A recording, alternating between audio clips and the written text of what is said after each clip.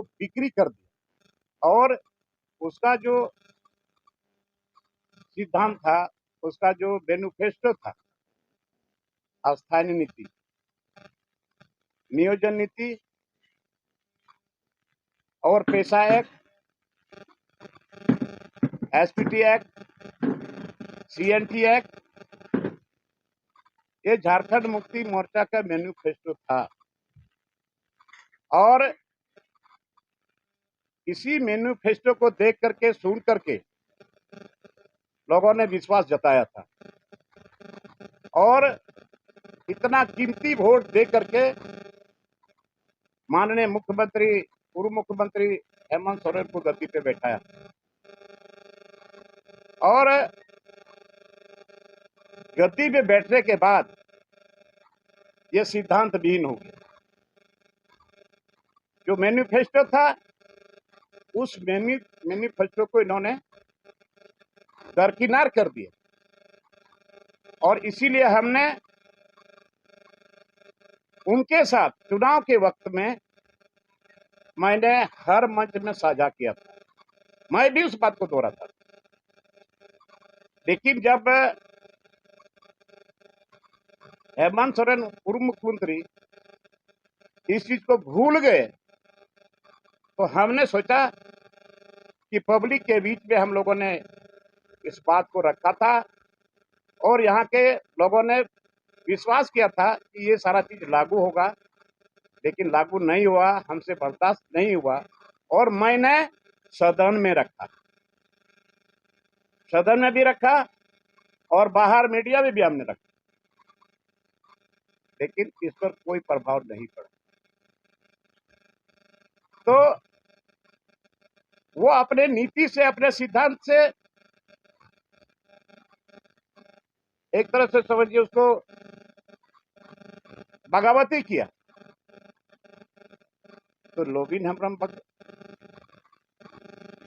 आज बागी है या झारखंड मुक्ति मोर्चा बागी है?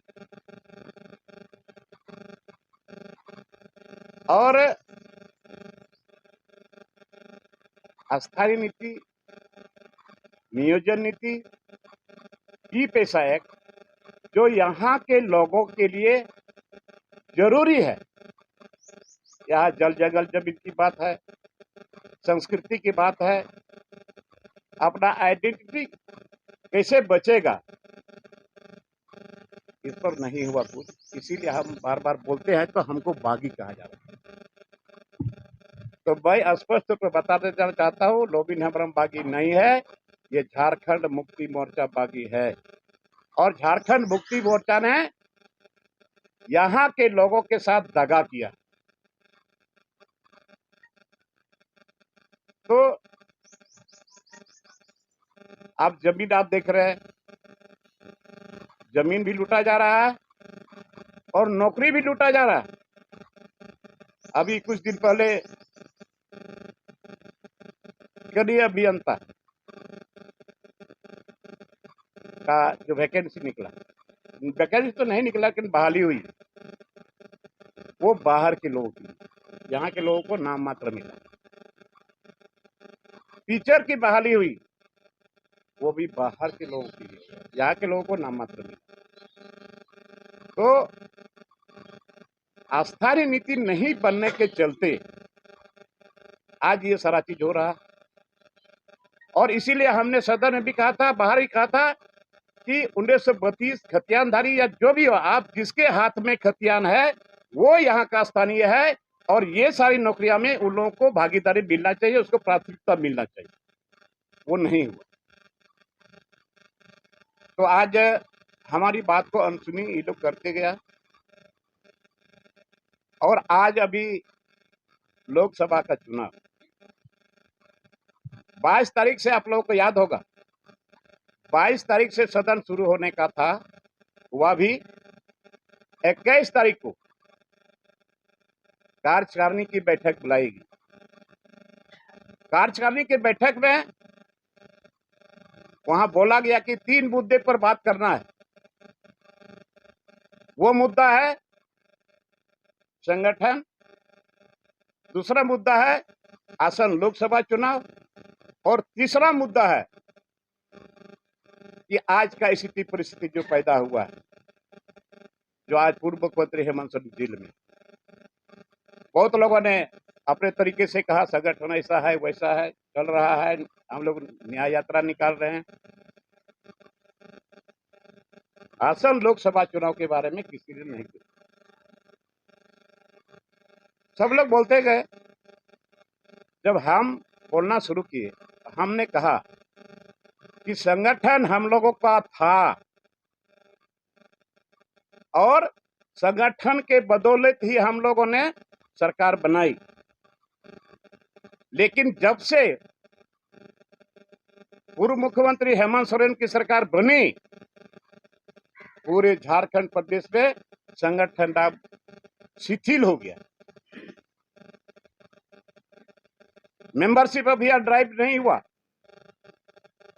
पंचायत का पुनर्गठन नहीं हुआ, प्रखंड कमेटी का पुनर्गठन नहीं हुआ, और जितना जिला अध्यक्ष है सबको यहीं से नॉमिनेट कर दिया। जो सच्चाई था वो हमने सामने रखा। इसके बाद असम लोकसभा चुनाव में हमने कहा कि हम झारखंड मुक्ति मोर्चा के लोग बीजेपी के साथ लड़ाई लड़ते हैं, बीजेपी के साथ टकराते हैं, और बीजेपी बहुत आगे निकल गया। अभी तक हम लोगों का एक भी लोकसभा का कैंडिडेट का नाम नहीं आया, और हम लोग बोलते हैं कि उड़ीसा से लड़ेंगे, बिहार से लड़ेंगे, छत्तीसगढ़ से लड़ेंगे, झारखंड से लड़ेंगे, लेकिन कहीं भी कैंडिडेट का तक नहीं आया।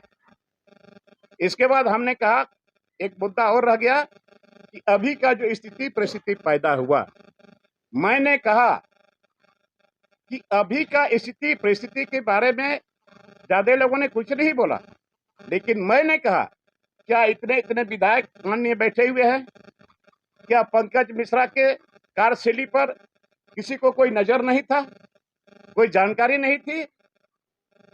और पिंटू के कार्यशैली पर किसी को जानकारी थी या जानकारी क्यों नहीं थी? और जानकारी होने के बाद आप लोगों ने हिम्मत नहीं दिखाया बोलने के लिए, और लोबिन हेम्ब्रम ने इस बात को शुरू किया तो लोबिन हेम्ब्रम को दरकिनार कर दिया।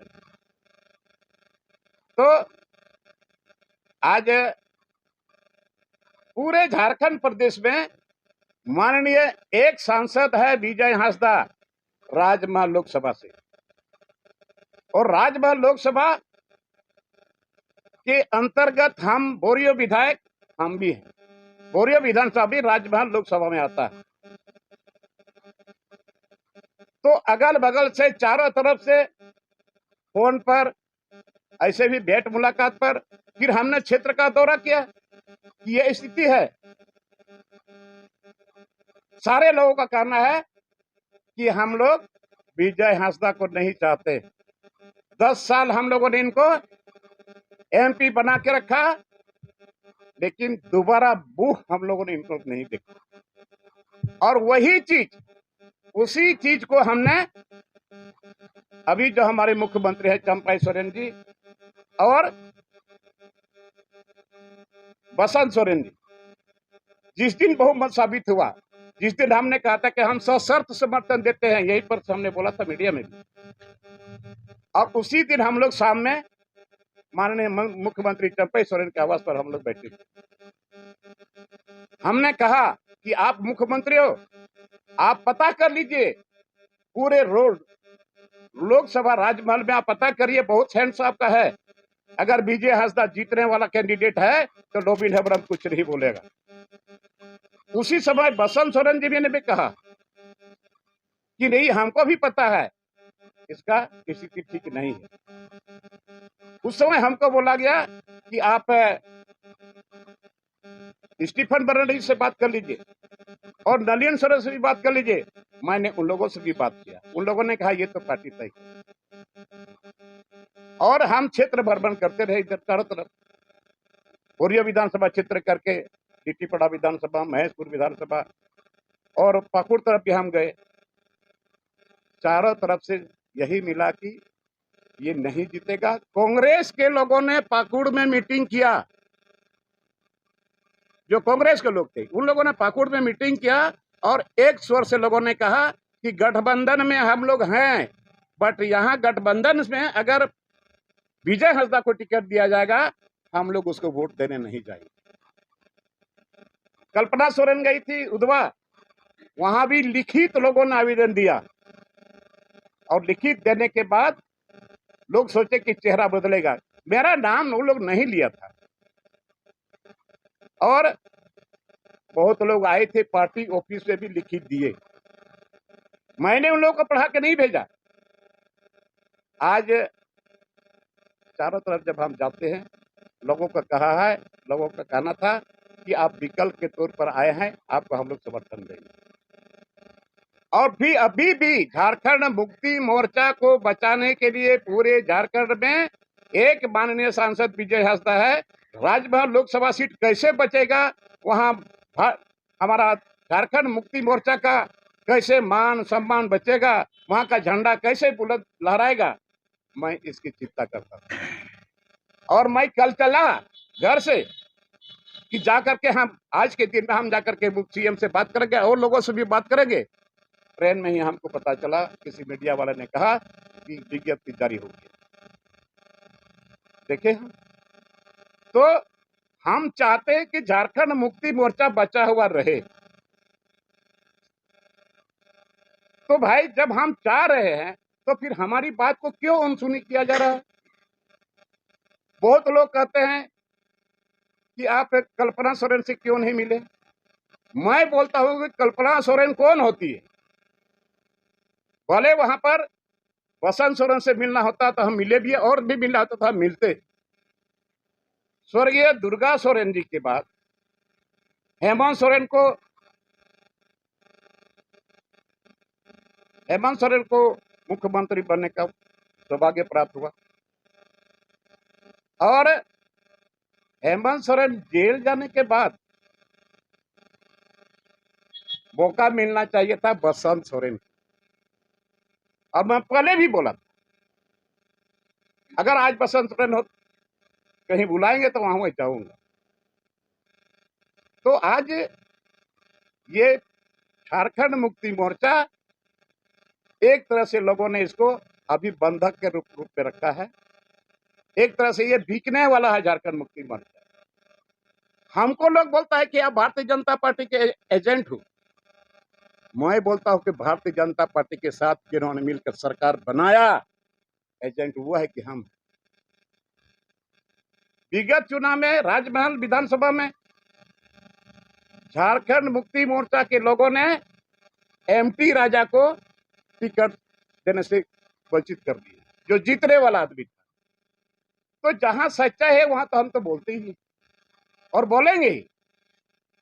तो आज जब सूची निकल गया और जो क्षेत्र भ्रमण के क्रम में लोगों से मिलते जुलते गए, परामर्श लेते गए, लोगों के कहने के मुताबिक अब मेरा झारखंड मुक्ति मोर्चा में जगह नहीं है। लेकिन फिर भी मैं निर्दलीय जीतूंगा तो झारखंड मुक्ति मोर्चा को ही बचाने का हम काम करेंगे,